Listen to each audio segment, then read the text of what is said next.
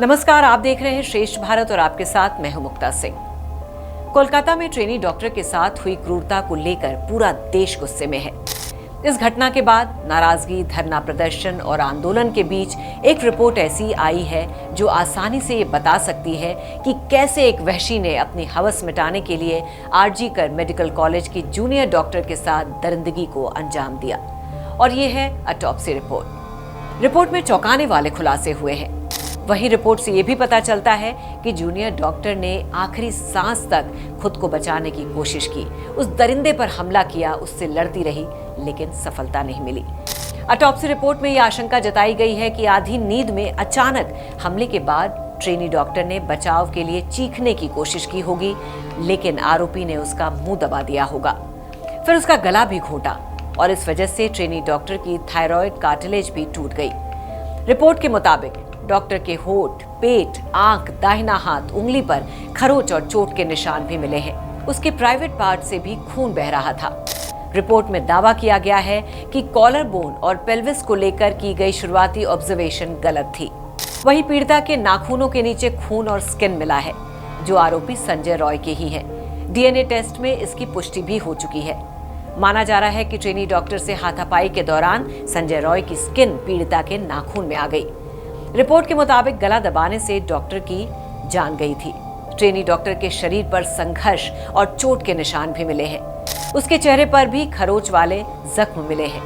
Report में यह भी दावा किया गया है कि जब पीड़िता को संजय रॉय ने हवस का शिकार बनाया तब वो सो रही थी। प्राइमा फेसिया ऐसा कहा जा रहा है कि उसकी मौत मुंह और गला दबाने से हुई है।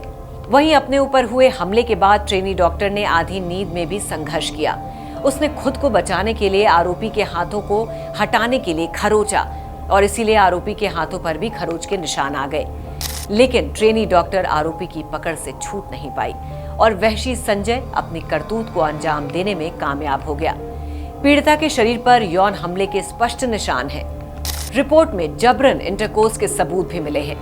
रिपोर्ट में बताया गया है कि पीड़िता के निजी अंग के भीतर एक सफेद गाढ़ा चिपचिपा तरल पदार्थ पाया गया। इसके साथ ही नाक, दाहिने जबड़े, बाएं हाथ और कंधे पर गंभीर चोटें मिली हैं, जो ये बताती हैं कि विरोध करने पर पीड़िता के साथ मारपीट हुई होगी। जूनियर डॉक्टर के फेफड़ों में खून का रिसाव और खून के थक्कों की मौजूदगी भी पाई गई, जिससे पता चलता है कि उसके साथ क्रूरता की सारी हदें पार की गई।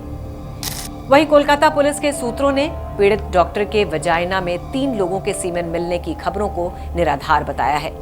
रिपोर्ट में यह भी कहा गया है कि आरोपी को इस बात का फायदा मिला कि हमले के समय पीड़िता गहरी नींद में थी।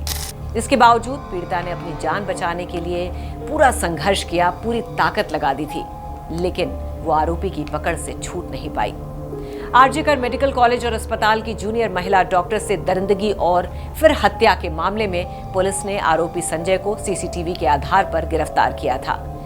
फुटेज में आरोपी सेमिनार हॉल में एंट्री करता है और फिर वहां से बाहर निकलता दिखाई दिया था। उसी सेमिनार हॉल में जूनियर डॉक्टर सो रही थी, जहां से डॉक्टर का शव मिला था। जिस समय जूनियर डॉक्टर की लाश मिली, वो सेमिनार हॉल में बने पोडियम पर लेटी हुई थी और उसके शरीर पर कपड़े नहीं थे। शरीर खून से लथपथ था। जिस किसी ने भी डॉक्टर की ऐसी हालत देखी, वो सिहर उठा, उसके मुंह से चीख निकल गई। आप क्या सोचते हैं इस खबर के बारे में? आपकी क्या राय है? किस तरह की सजा मिलनी चाहिए ऐसे आरोपियों को, ऐसे दरिंदों को, कि आइंदा से इस तरह की किसी भी वारदात को अंजाम देने के पहले वो डरें, वो 10 बार सोचें? आप हमें कमेंट करके जरूर बताइए। खबर को शेयर करना बिल्कुल भी ना भूलें। तो फिलहाल के लिए बस इतना ही। बाकी खबरों के लिए देखते रहिए श्रेष्ठ भारत।